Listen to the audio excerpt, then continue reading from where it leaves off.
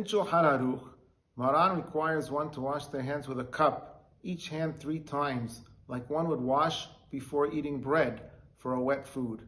If the food is wet from water or wine or bee honey or olive oil or milk, according to Maran, one must wash their hands with a cup without reciting the blessing of Al Netilat Yadayim before eating the wet food, unless they dry the food, in which case they may eat it without washing their hands first. A common example would be a rinsed fruit or vegetable.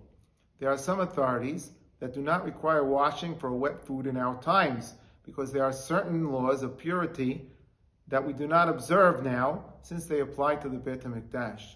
These authorities include the Baal Ha'itur, a 12th century authority from southern France, the Tosafot, and the Maharam Rothenburg, a 13th century authority from Germany.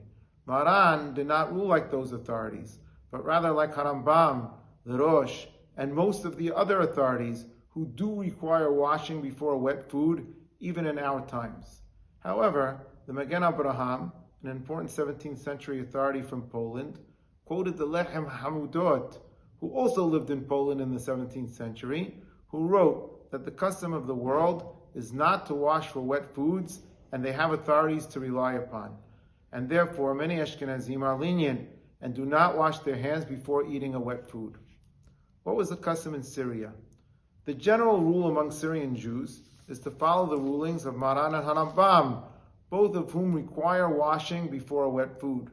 However, Arking Joseph Harari, who was born in Halab in 1813, wrote in his book, Bemshka Yosef, wash your hands for wet foods like Maran wrote in Shulchan Aruch.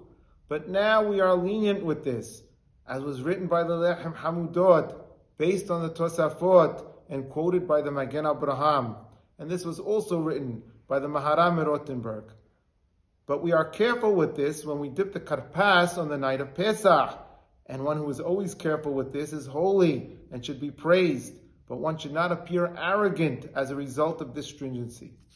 So we see from here that the general custom in Halab was to be lenient with regards to washing before a wet food, except for karpas on the night of Pesach, when the custom was to be stringent.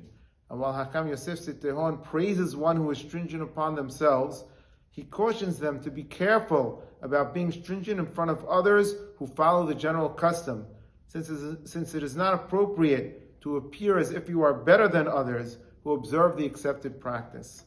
Similarly, in Damascus they were lenient as well.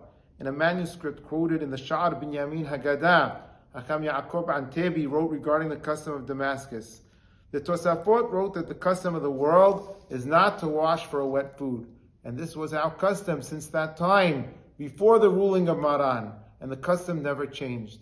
However, on the night of Pesach, which is a special night of many mitzvot, our custom is to wash our hands before the karpas, because on the night of Pesach, it is appropriate to be stringent. So both the custom of Aleppo and Damascus was to be lenient regarding washing before a wet food, like many Ashkenazim who do not wash their hands before eating a wet food. In a short video clip that is attached to this video, Rabbi Yishak Tawil, who is the son of the former chief rabbi of Halab, Rabbi Mosseri, said that they never washed before a wet food because they relied on the lenient authorities.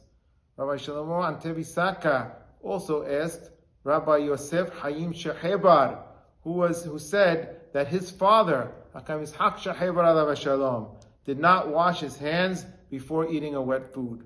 Rabbi Shlomo Antevi Saka also asked Rabbi Meir Yedid, who also remembered that his father, Hacham Yom Tov Yedid alav shalom, did not wash before eating a wet food.